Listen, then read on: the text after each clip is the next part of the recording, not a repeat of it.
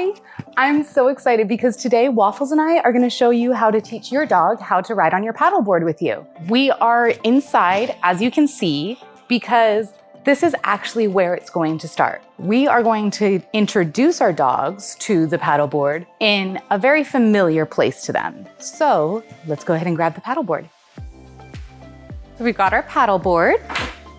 And I've got a towel. So the reason we want a small, easy towel is because it will mark where our dogs need to lay down so that it takes away any anxiety or uncertainty once we're on location. So the first thing I'm gonna do is I'm gonna pull out my paddleboard and lay it out, and then I will place the towel down where I want Waffles to lay down while I'm blowing it up.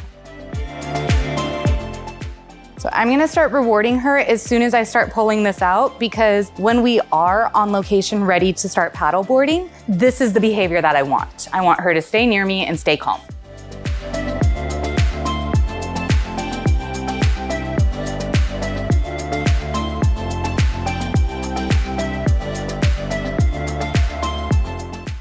And when we're on location, she's gonna be connected to me with a waist leash during this part while I'm just unloading everything. So I've got my fin, but I'm not going to use it today because it's gonna be on the flat ground. So since I'm putting it on a hard surface, I do not want to attach my fin. I'm just gonna set that aside.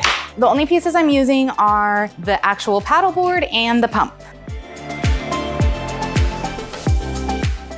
So I always push it down and just sort of wait until I can't hear the air hiss anymore, because I know that it's just a little bit of extra air. All right, so this is where I'm gonna stand, which means I don't want her to be right next to me because I'm gonna get tired while I'm pumping this up, and I tend to move around when I start to get fatigued, so I don't wanna accidentally step on her. So I don't want her right next to me, but I do want her close enough to where I can reach her to give her treats. I'm right-handed, so that means anywhere on the right-hand side of myself is going to be a lot easier to reach her than if I'm on the left side of myself, because I either have to reach across my body or consciously think, okay, stop what you're doing, grab with your left hand. So we are gonna go ahead and place her over here. Here, that way I would have to step forward. There you go, lay down.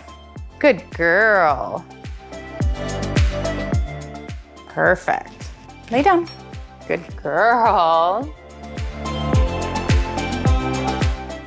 I bend my knees when I do this because I use it as my squat exercise, and also it allows the energy that I'm using to be displaced across multiple muscles. It makes me be able to keep going for a lot longer and pump it up a lot more before I need to take a break. Good girl.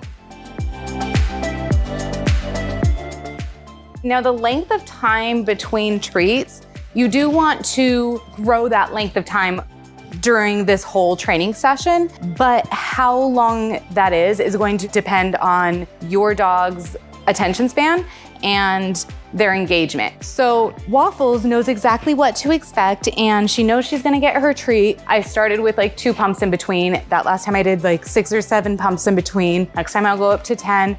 Eventually, we're going to not be giving her treats very often at all. However, we've done this before. She's experienced at this little game. So with your dog, you may want to give them a treat every time you pump. And after they've had a few treats, you might want to just put away the paddleboard and come back to it again tomorrow. And then over the course of a week or 2 weeks, you get your dog in the habit of laying down calmly while you're pumping up your paddleboard. I didn't do any pumps because Waffles just waited patiently while I rambled on and on. 16, 17. Okay, so I went too long that time. You could see that Waffles actually had to shift her body in order to disperse her energy so that she wouldn't make a mistake. I went too long in between treats. However, I couldn't reward her for that because that can be confusing to her, or she could think, oh, well, if I make that motion, that's what's going to cue whoever's pumping up the paddleboard. That's what's gonna cue mama to give me a treat. And that's not the case. Like, we don't want that to be the case, because then she'll start doing it as a cue to me instead of as an indicator of her stress level. So I did like 1 or 2 more pumps after that and then gave her a treat so that she hopefully didn't associate the 2 actions together. 10. All right. So she did move her front paw that time while I was pumping. That one's not really a big thing. Yeah, she tends to get antsy waiting between treats, but she does that. That's something she'll do more often the shorter time span I put in between the treats.